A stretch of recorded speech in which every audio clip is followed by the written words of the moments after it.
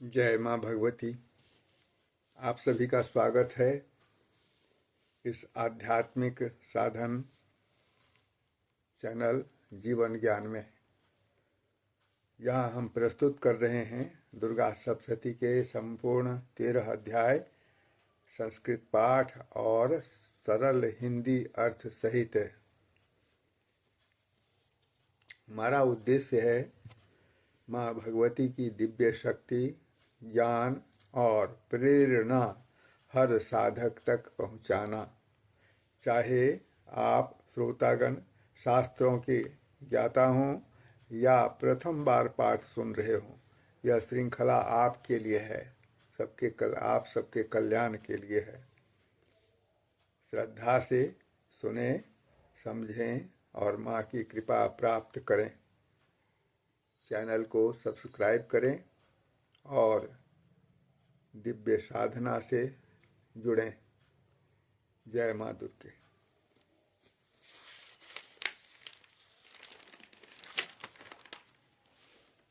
आज मैं दुर्गा सप्तशती के 7वें अध्याय का पाठ अर्थ सहित सुनाने जा रहा हूँ।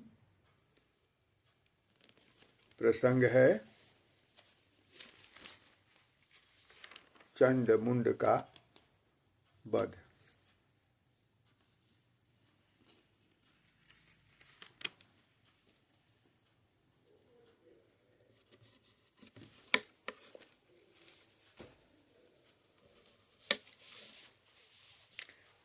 तो शुरू करते हैं। ध्यान। ओम ध्यायेयं रत्नपीठे सुखकलपठितं शृण्वतीं श्यामलांगीं न्यस्तैकाङ्घ्रिं सरोजे शशिसकलधरां वल्लकीं वादयन्तीं कहलाराबद्धमालां नियमितविलसच्चोलिकां रक्तवस्त्रां मातङ्गीं शङ्खपात्रां मधुरमधुमदां चित्रकूटभासिभालाम्।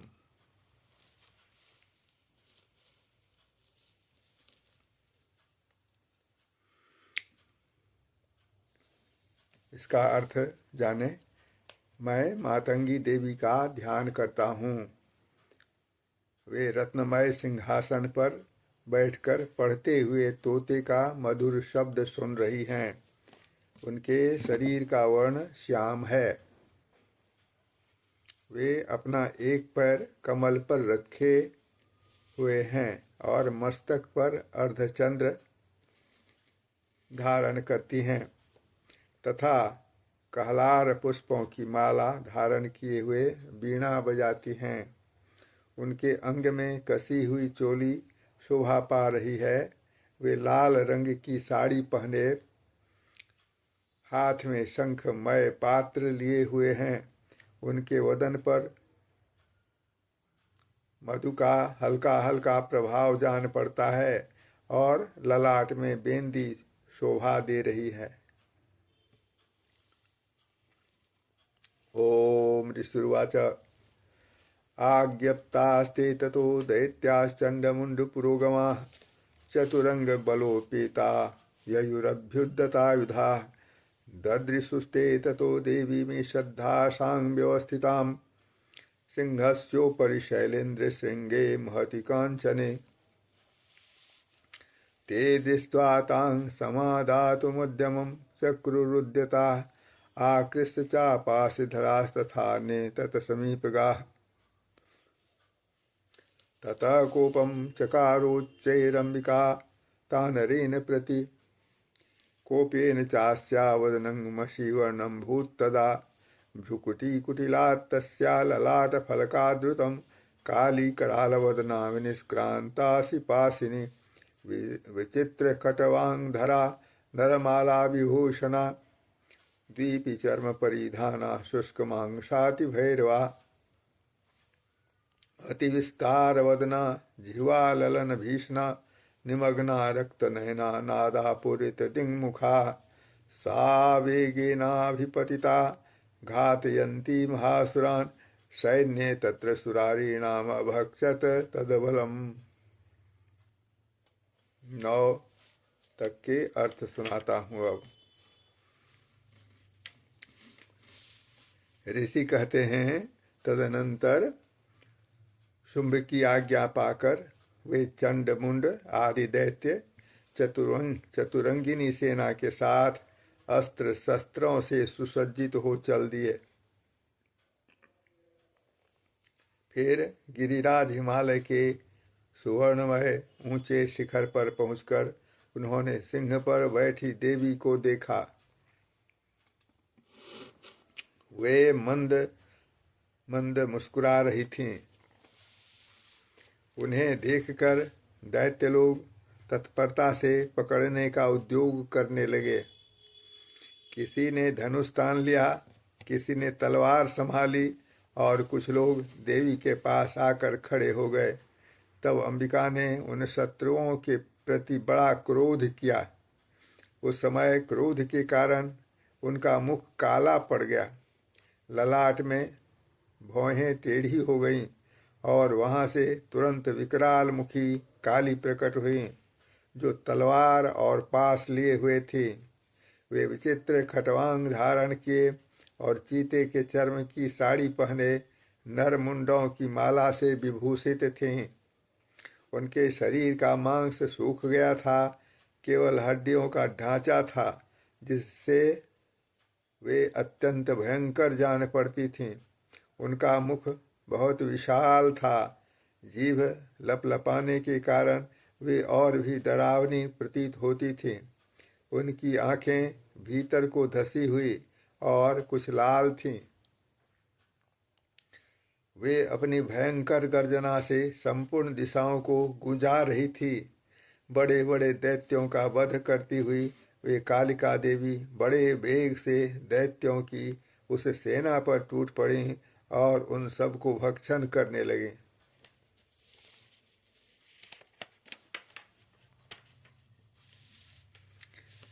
पार्श निग्राहांकुश ग्राहयोध घंटा समन्वितान समादायैक हस्तेन मुखे चिक्षेप वारणान तथैव योधं तुर्गये रथं सारथिना स निक्षिप्य वक्त्रे दशनेश्चर्वयन्त्यति भैरवम् एकं जग्राह केशेषु ग्रीवायामथ चापरं पादेनाक्रम्य चैवान्यमरुषान्यमपोथयत् तैर्मुक्तानि शस्त्राणि महास्त्राणि तथा सुरेः मुखेन जग्राह रुषा दशनैर्मथितान्यपि बलिनां तदबलं सर्वं सुराणां दुरात्मनां ममर्दा भक्ष्यच्चान्यानन्यांश्चाताडयत् तथा असिना निहताः केचित् खटवां ताडिताः जगमुर्विनाशं सुरा दंताग्राभिहतास्तथा। अब 10 से 15 तक के श्लोक जो आपने सुने उनका अर्थ बताता हूँ। वे पार्श्व रक्षकों, अंकुशधारी महावतों, योद्धाओं और घंटा सहित कितने ही हाथियों को एक ही हाथ से पकड़कर मुंह में डाल लेती थीं। इसी प्रकार घोड़े, रथ और सारथी के साथ रथी सैनिकों को मुंह में डालकर वे उन्हें बड़े भयानक रूप से चबा डालती थीं। किसी के बाल पकड़ लेती, किसी का गला दबा देती, किसी को पैरों से कुचल डालती और किसी को छाती के धक्के से गिरा कर मार डालती थी। वे असुरों के छोड़े हुए बड़े बड़े अस्त्र शस्त्र मुंह से पकड़ लेती और रोष में भरकर उनको दांतों से पीस डालती थीं। काली ने बलवान एवं दुरात्मा दैत्यों की वह सारी सेना रौंद डाली, खा डाली और कितनों को मार भगाया। कोई तलवार के घाट उतारे गए, कोई खटवांग से पीटे गए और कितने ही असुर दांतों के अग्रभाग से कुचले जाकर मृत्यु को प्राप्त हुए। अब 16 से 20 तक के श्लोक सुनाता हूँ। क्षणेन तद्बलं सर्वं सुराणां निपातितं दृष्ट्वा चण्डोऽभिदुद्राव तां कालीमतिभीषणां पुनः कहता हूँ इसे। क्षणेन तद्बलं सर्वं सुराणां निपातितं दृष्ट्वा चण्डोऽभिदुद्राव तां कालीमतिभीषणाम् सर्वर्षैर्महाभीमैर्भीमाक्षीं तां महासुरः छादयामास चक्रैश्च मुण्डक्षिप्तैः सहस्रशः तानि शस्त्राण्यनेकानि विषमानानि तन्मुखं बभुर्यथार्कबिम्बानि सुबहूनि घनोदरम् ततो जहासातिरुषा भीमं भैरवनादिनी काली करालवक्त्रान्तर्दुर्दशनोज्ज्वला उत्थाय च महासिंहं देवी चन्नमधावत् गृहीत्वा चास्य केशेषु शिरस्तेनासिनाच्छिनत्। 20 तक के श्लोक आपने सुने, अब अर्थ सुने। इस प्रकार देवी ने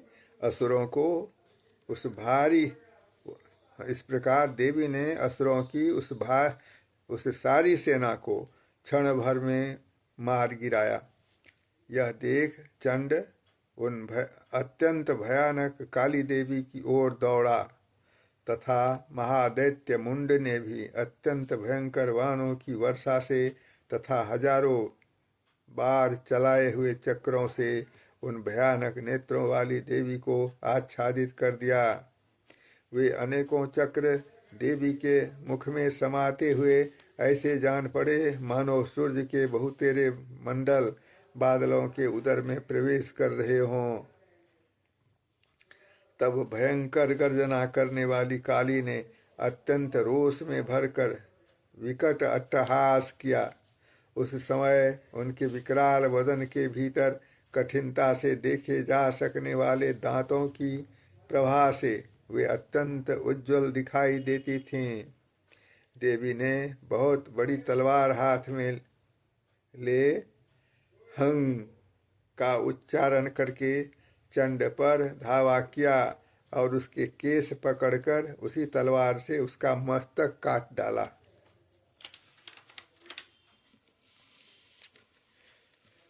अथ मुंडोऽभ्यधावत्तां दृष्ट्वा चण्डं निपातितं तमप्यपातयद भूमौ सा खड्गाभ्यतं रुषा हतशेषं ततः सैन्यं दृष्ट्वा चण्डं निपातितं मुण्डं च सुमहावीर्यं दिशो भेजे भयातुरं शिरश्चण्डस्य काली च गृहीत्वा मुण्डमेव च प्राह प्रचण्डाट्टहासमिश्रमभ्येत्य चण्डिकाम्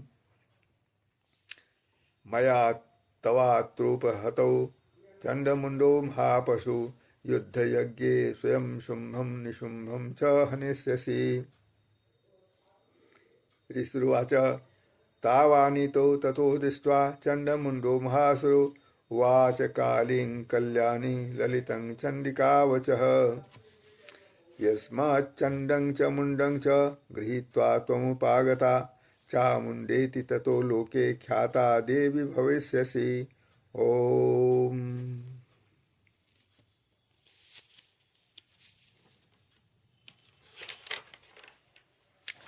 अब 21 से 27 तक अंतिम श्लोक तक, इस अध्याय के अंतिम श्लोक तक के अर्थ सुने। चंड को मारा गया देखकर मुंड भी देवी की ओर दौड़ा। तब देवी ने रोष में भरकर उसे भी तलवार से घायल करके धरती पर सुला दिया।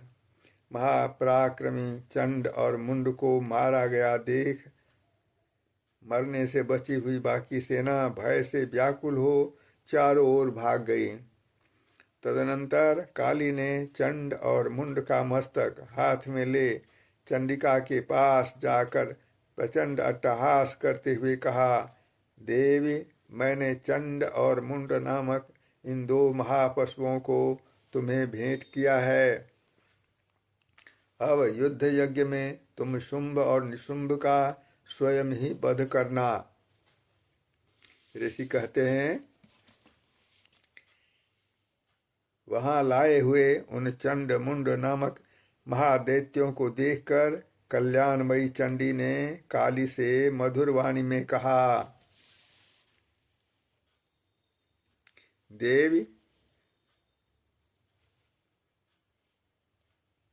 यस्माच्चण्डं च मुण्डं च गृहीत्वा त्वमुपागता चामुण्डेति ततो लोके ख्याता देवी भविष्यसि। ओम।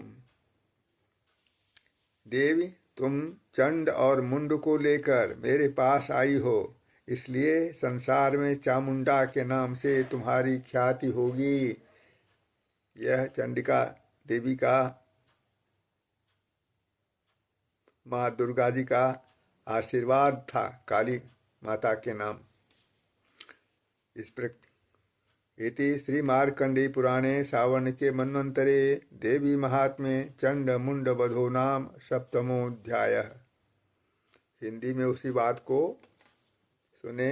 इस प्रकार श्री मार्कंडेय पुराण में सावर्णिक मन्वंतर की कथा के अंतर्गत देवी महात्म्य में चंड मुंड बध नामक 7वां अध्याय पूरा हुआ। इस प्रकार माता की दया से, उनकी बड़ी कृपा से आप सभी भक्तों ने दुर्गा सप्तशती के 7वें अध्याय का पूर्ण पाठ अर्थ सहित सुना।